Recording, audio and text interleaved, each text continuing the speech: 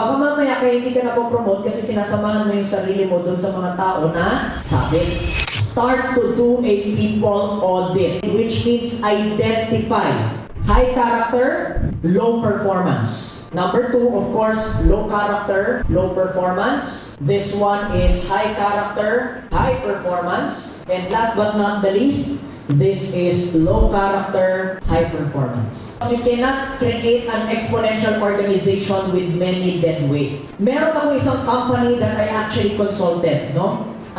They were doing 5 million a month of sales. They used to have 120 people. Ano yung pinagawa ko sa kanila?